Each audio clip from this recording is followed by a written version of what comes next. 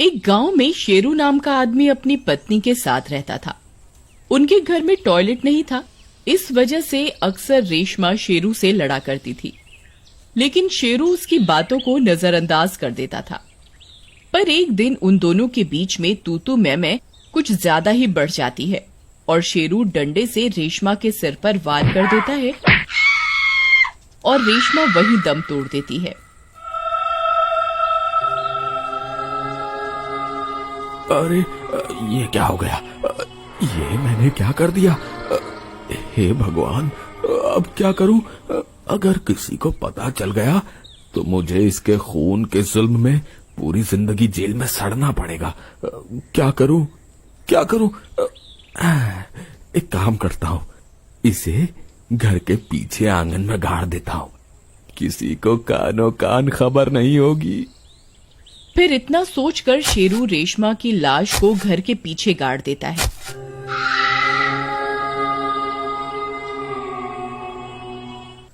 फिर कुछ दिन बीत जाने पर जब रेशमा किसी को दिखाई नहीं देती तो एक गांव वाला उससे रेशमा के बारे में पूछता है।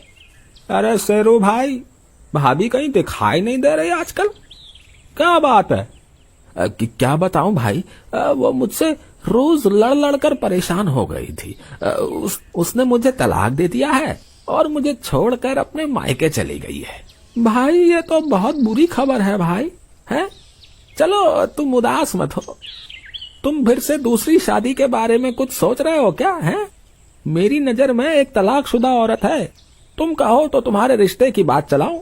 हाँ भाई, हाँ क्यों नहीं भाई, जरूर जरूर।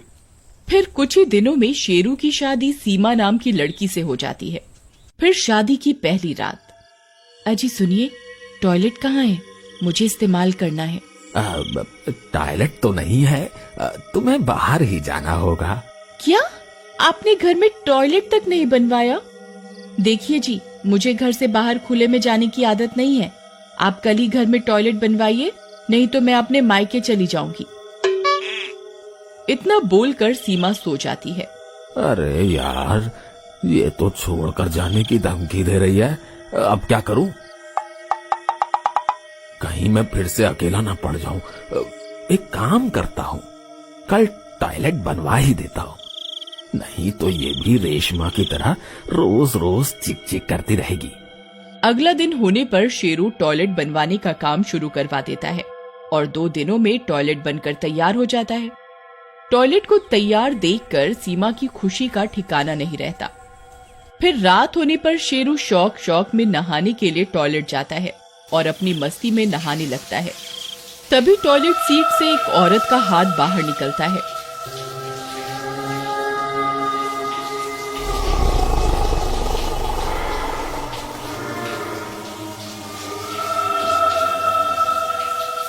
शेरू इस बात से अनजान होता है और वह हाथ शेरू की ओर बढ़ता है।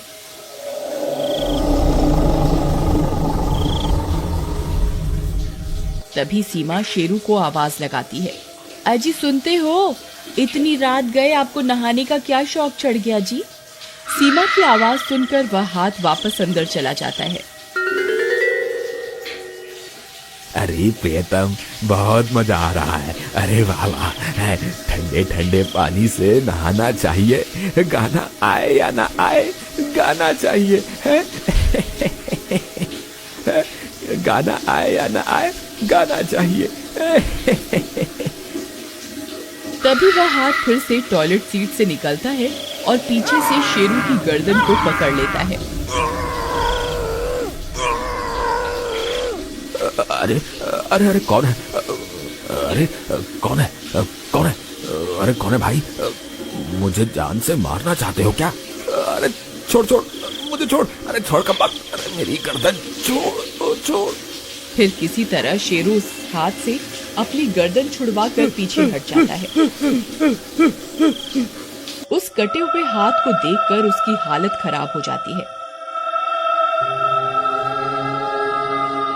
उस कटे हुए हाथ में लाल रंग की चूड़ियों को देखकर शेरू समझ जाता है कि ये कोई और नहीं, रेशमा ही है। अरे मर गया रे, ये कैसे हो सकता है? ये कमबख्त वापस कैसे आ गई? अरे मर गया रे। अरे सीमा बचाओ, अरे कोई है, अरे बचाओ रे, अरे मर गया रे, हाय रे। तभी वह कटा हाथ फिर से शेरू पर हमला कर देता है और इस बार उसकी गर्दन पकड़कर उसे टॉयलेट सीट के अंदर घसीट कर ले जाता है। अरे ये मैं कहाँ फंस गया? हे भगवान मेरी रक्षा करो। अरे मर गया रे। अरे गांव वालों मुझे बचा लो, ये हाथ मुझे जमीन के अंदर लेकर जा रहा है। फिर शेरू के चिल्लाने की आवाज सुनकर सीमा वहां आती है। अजी क्या हुआ? आप ठीक तो है ना? अजी सुनिए, जवाब दीजिए ना, आप ठीक तो है ना जी? सीमा के बहुत देर तक पुकारने के बाद भी टॉयलेट के अंदर से कोई जवाब नहीं आता। फिर वह टॉयलेट के अंदर जाने की कोशिश करती है, लेकिन टॉयलेट का दरवाजा अंदर से बंद होता है। अब क्या करूं, ये तो अंदर से बंद है, मुझे मदद लानी होगी। फिर भागकर वह पड़ोस के घर में जाती है। श्याम भैया कहाँ हैं आप? जल्दी बाहर आइए। क्या हुआ सीमा बहन? फिर सीमा श्याम को पूरी बात बताती है और फिर श्याम कुछ गांव वालों को अपने साथ लेकर शेरू के घर पहुंच जाता है। शेरू भाई, आप ठीक तो हैं? दरवाजा खोलिए। शेरू भैया, क्या आप मुझे सुन सकते हैं? सभी गांव वाले बहुत देर तक शेरू को पुकारते हैं, लेकिन अंदर से कोई आवाज नहीं आती। श्याम भाई, मुझे लगता है हमें ये दरवाजा तोड़ना पड़ेगा, कहीं देर ना हो जाए।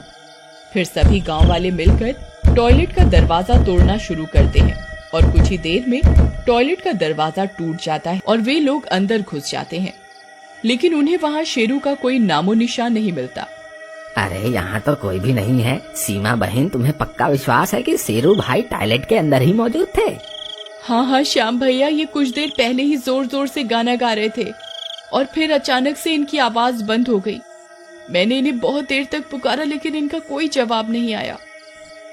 श्याम भाई, मुझे भी लगता है कि शेरू भाई टॉयलेट के अंदर ही थे, तभी तो टॉयलेट का दरवाजा अंदर से बंद था और यहाँ कोई इतना बड़ा रोशनदान भी नहीं है जिससे वो बाहर निकल सके। तो फिर आखिरकार शेरू भाई गए तो गए कहाँ? तभी उनकी नजर टॉयलेट सीट पर पड़ी टूटी हुई चूड़ियों पर जाती है। सीमा भाभी, ये टूटी हुई चूड़ियाँ आपकी हैं? नहीं, मेरी एक भी चूड़ी अभी तक नहीं टूटी है, ये मेरी नहीं है। अगर ये आपकी नहीं है तो फिर ये किसकी चूड़ियाँ हैं? आखिरकार ये चूड़ियाँ यहाँ आई कैसे?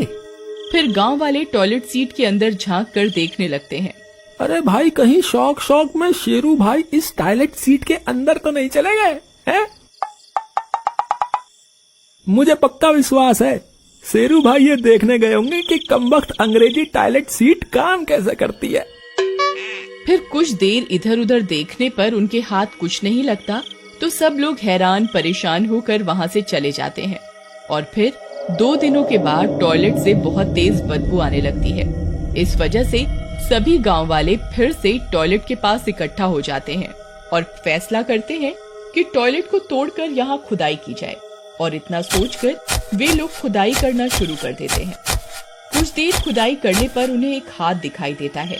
उसने वही लाल रंग की चूड़ियां पहनी होती हैं। वो लाल चूड़ियों को देखकर लोगों को कुछ समझ में आने लगता है। फिर कुछ और खुदाई करने पर उन्हें रेशमा की लाश दिखाई देती है। उस लाश को देखकर सब चौंक जाते हैं। अरे भाई, ई का है? ई तो रेशमा की लाश है। ये यहाँ कैसे आई? ससुरा शेरू तो बोल रहा था कि ये रेशमा उसे छोड़कर मायके चली गई है।